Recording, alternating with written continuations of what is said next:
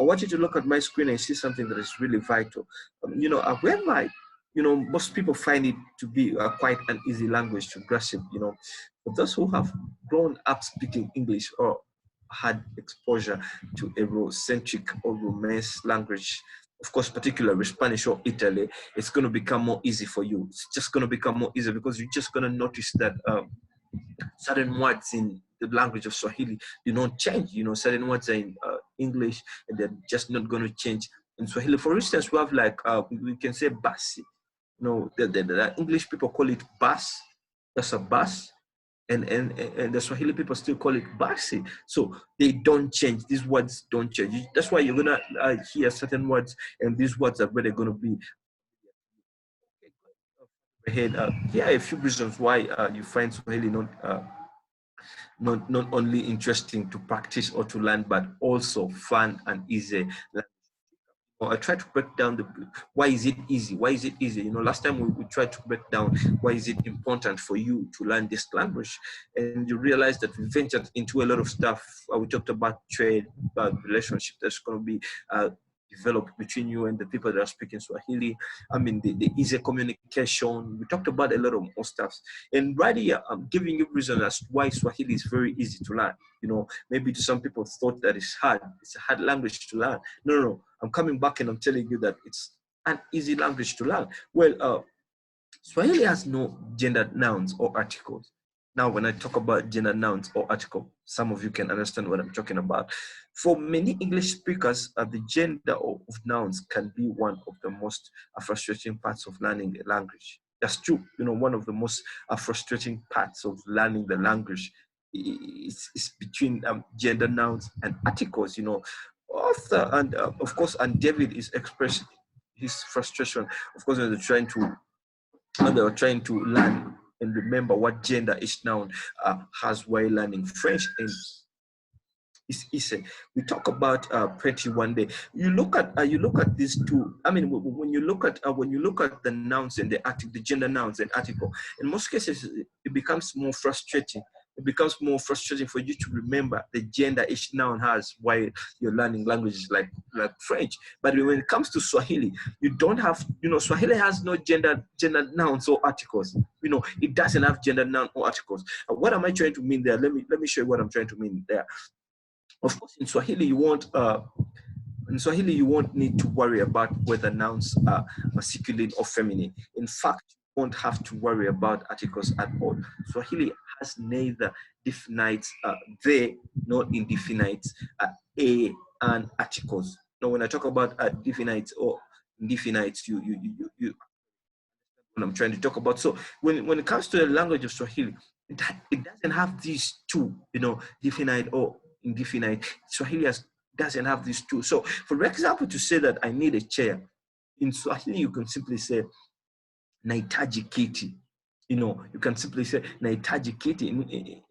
In simple terms, nahitaji simply means I need. Kiti simply means a chair. The first part of the sentence, nahitaji, means I need. That's true.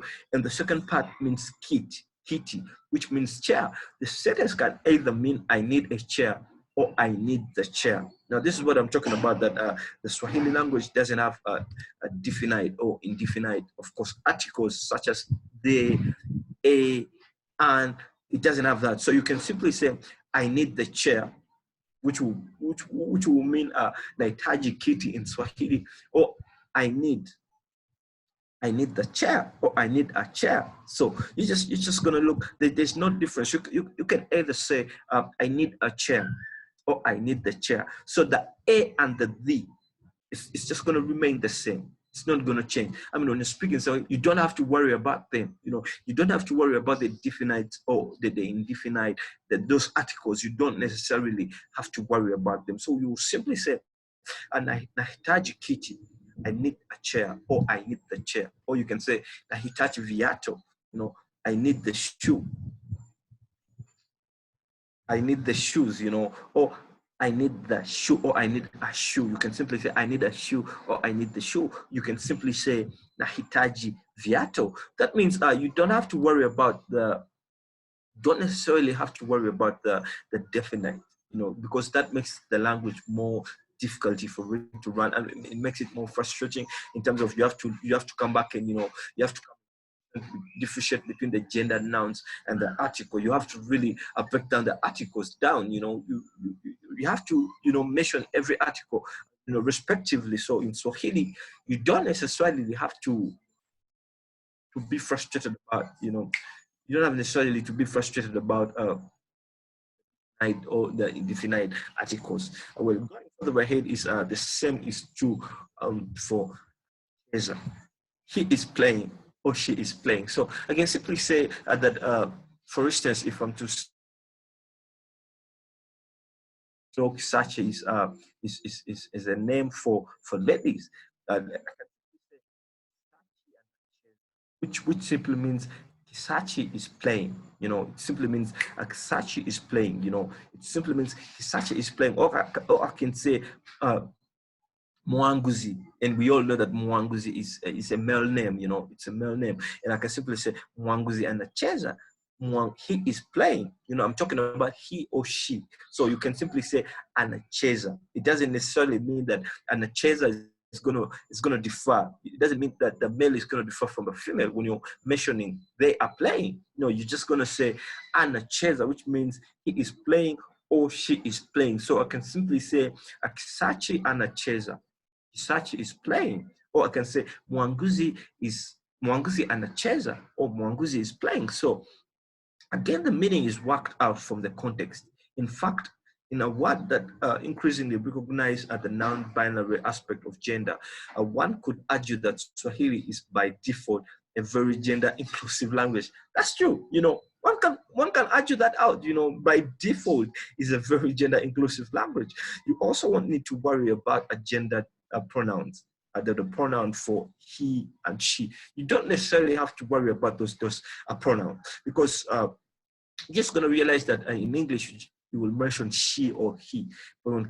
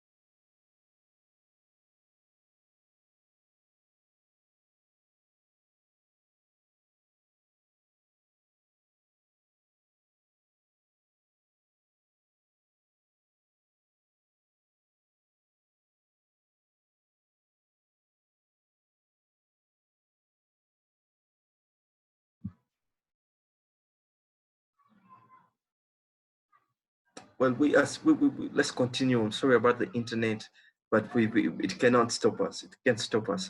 Yes, I'm still talking about something that is really, really, really more crucial that you don't actually have to worry about if you're learning the language of Swahili. This makes it more easy and more flexible for you to learn the language, because in most cases you're going to realize that you have to differentiate in genders. If you're talking about female, there's a way you have to the sentence. If you're talking about a male, but right here I'm talking about you don't have to really worry about gendered pronouns. The pronouns he and she is one and the same when it comes to Swahili language. It's actually one and the same. So you can simply say a sentence like yeye ni mwalimu, which is used to both he is a teacher or she is a teacher. Or you can simply say yeye anacheza, which means she is playing or he is playing. Or anacheza, he is playing or she is playing. Yeye Yeah, ni mkubwa. He is all, you know, you can see it's just flexible. The more you venture into this language, you're just gonna realize that things like pronouns, you know, that you don't really have to worry about them, you know, gendered articles, you know, gendered articles, and of course, gender noun articles, and you just don't have to worry about them, the definites and indefinites. You don't have to worry about them. So she and he would actually mean the same when you're studying a sentence. If you're saying that he is playing, anacheza, worry about these gendered articles, pronouns, and the pronouns, and of course in the gendered pronouns, you don't actually have to worry about them at all when you're learning the language of Swahili. And this makes it more easy, you know, this makes it more easy and more flexible to learn it. Swahili verbs conjunctions are really simple. For instance, in Swahili, rather than memorizing conjunction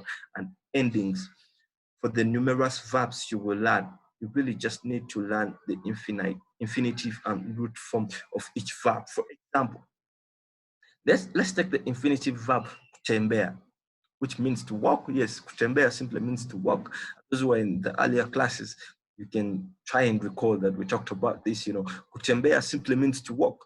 Of course, each verb's infinitive form includes the ku, which is the prefix, you know, it's a prefix to just use the root of the verb. We say tembea. So if I say tembea, I'm simply talking about walk.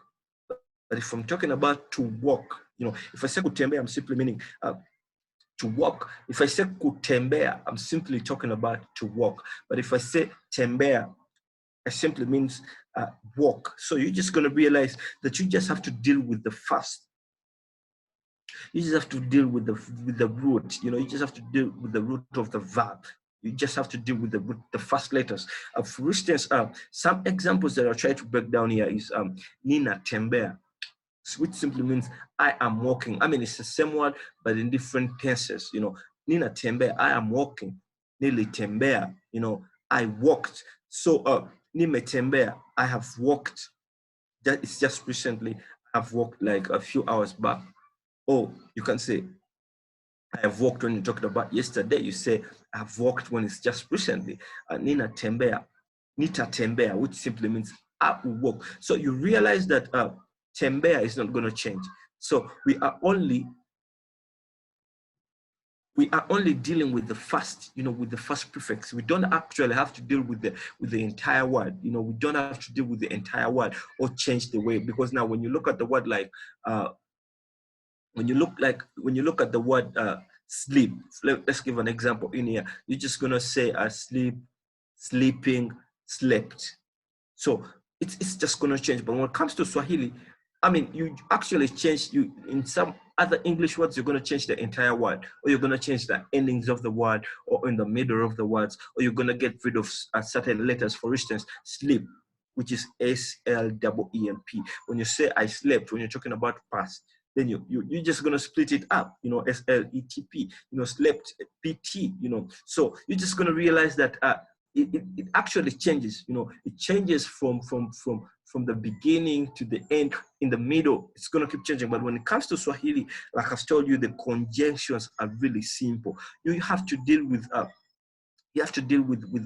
the prefix, which is ku. For instance, we said here kutembea. If I say kutembea, I'm simply meaning to walk, or tembea, which simply means walk. Now the examples we laid down here, Nina tembea. When I say Nina tembea, I am walking. I can simply say Timothy anatembea. Timothy anatembea, which simply means Timothy is walking.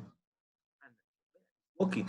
It does. I can say Gloria anatembea, which simply means Gloria. You're just gonna realize that the gender pronouns, we've also gotten rid of the gender pronouns. I can simply say Gloria anatembea or Timothy anatembea. It's the same word, but different people, you know, different genders.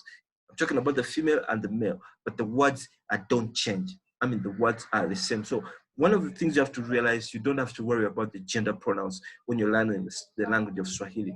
It's just flexible, you know, it's just flexible.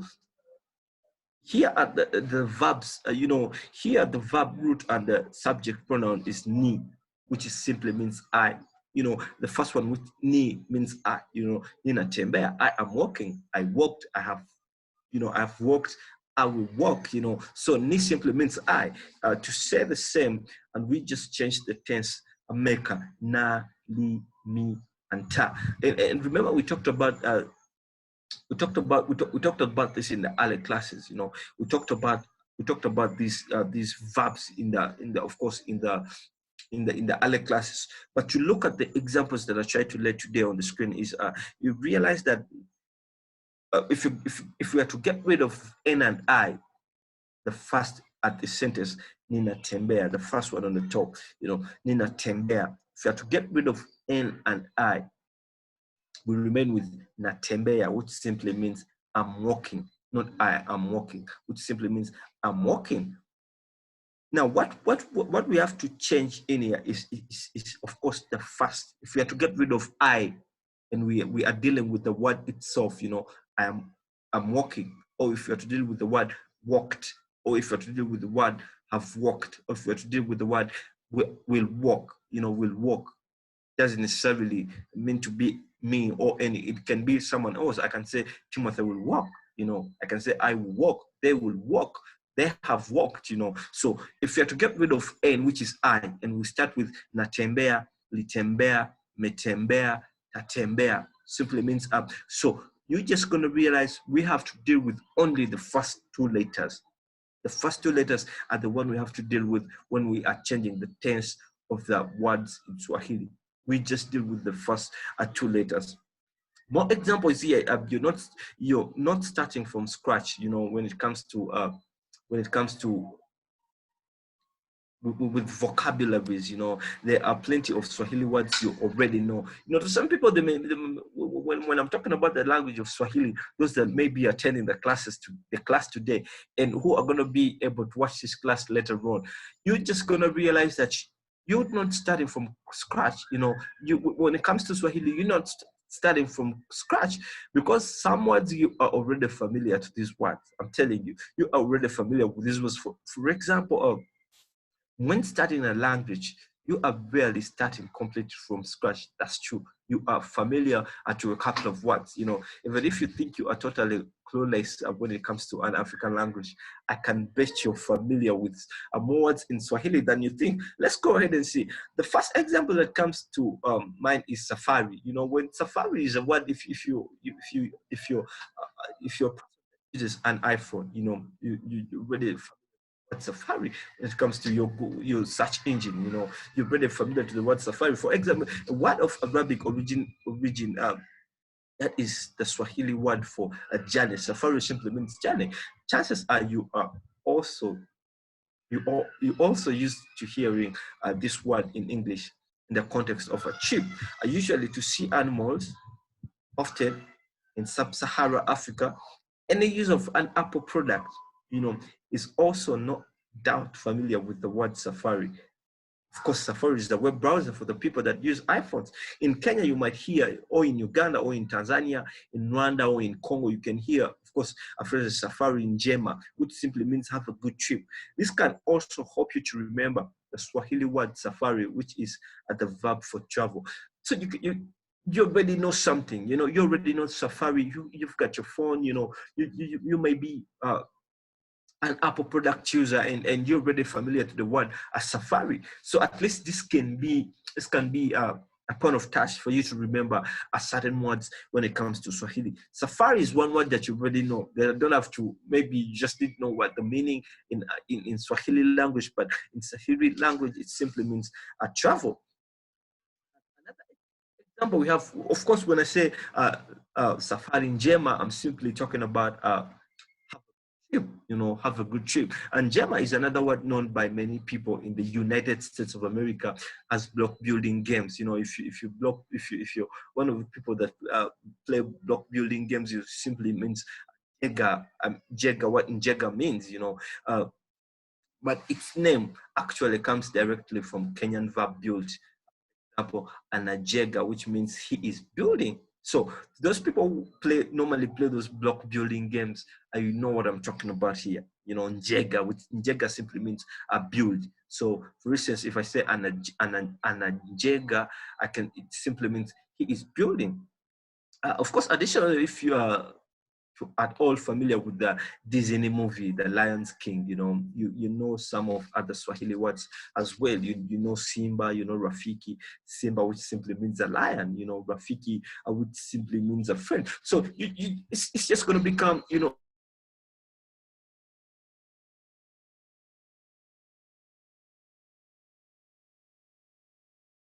it's this language you've been into, you know, from events that you've been into, or from your daily to day life things that you are dealing with, you know, that you are dealing with.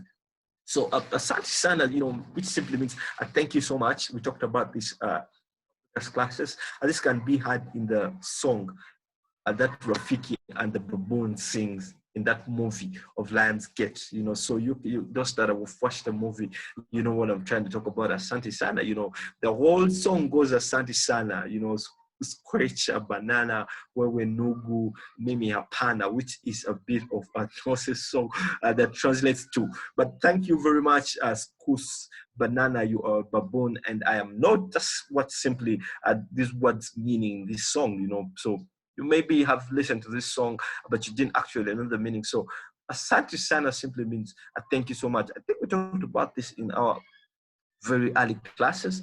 So you can now see that some Swahili words they are, you know, they are relevant to you. They are not new words, you know, you just maybe didn't know the meaning, but you already know these words. You can actually pronounce these words, but maybe you just didn't know the meaning. For instance, safari, which means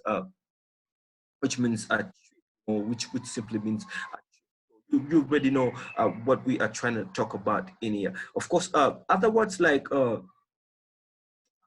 Matata. We all know Akuna Matata, no problem. That's very familiar to people that have, you know, that have watched, you know, that have, you know, that have watched that Lionsgate a movie.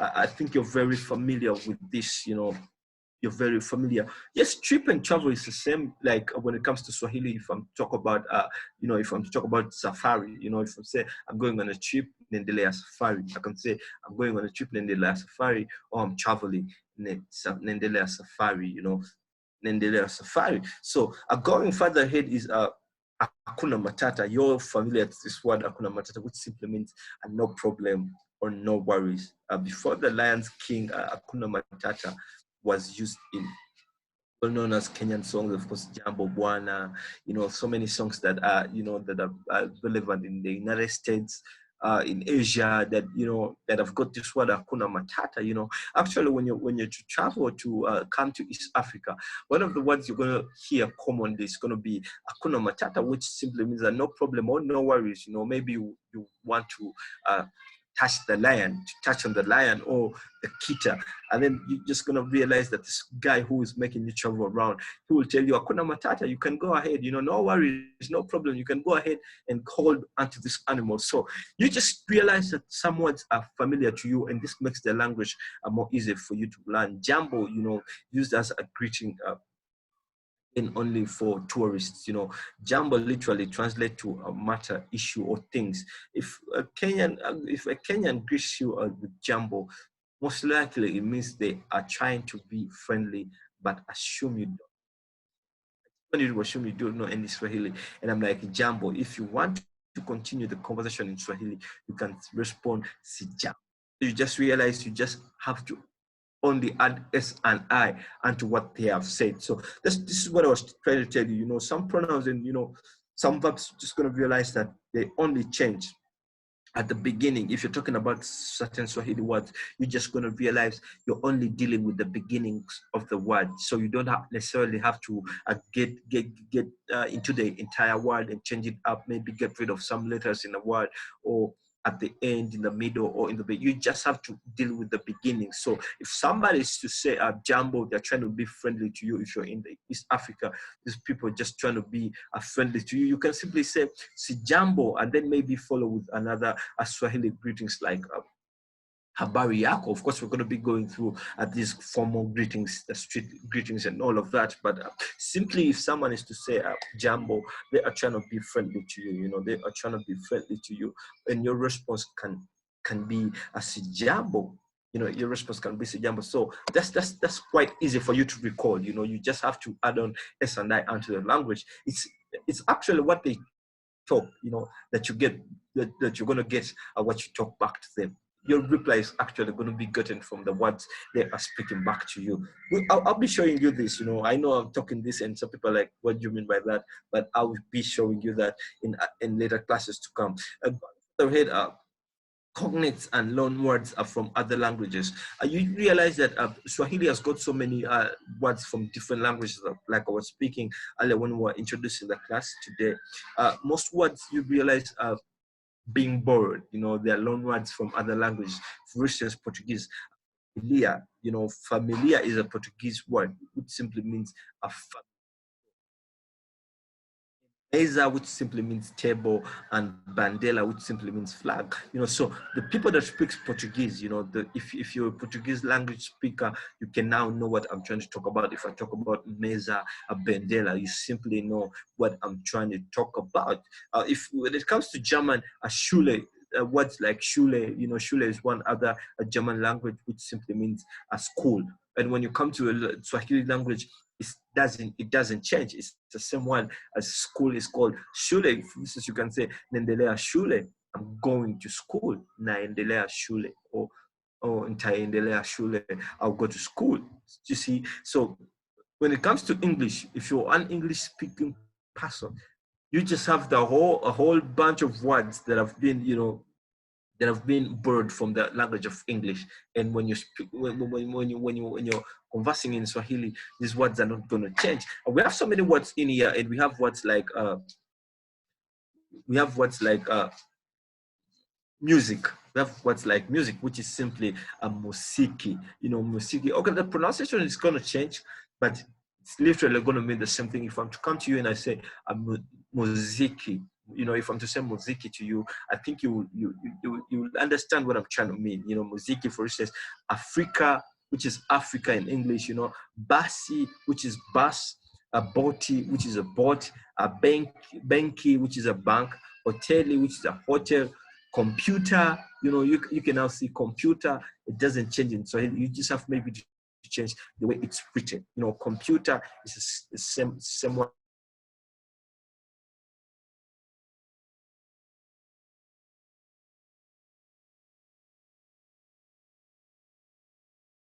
And of course, posta, which is a post office. You know, so shati, which is a shirt, suti, which is a suit, sokisi, which are socks, a tie, which is a tie. You know, picha, which is a picture, chai, which is tea. You know, so you're just going to realize we've got so many words that we are borrowing from the English speaking language. There's so many words. So when you're speaking Swahili, you're just going to realize certain words you're just familiar to them. So if I'm to say a word let me say I'm speaking Swahili and I say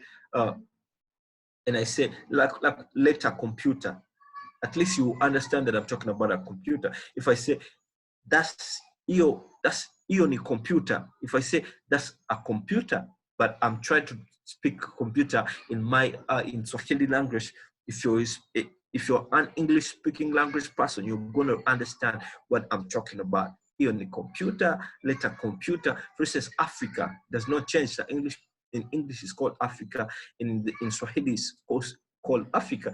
Boti, the same word. So this makes it more easy for you to learn the language. You know, it makes it more easy, more flexible for you to learn the language, because most words are borrowed from actually the language that you speak.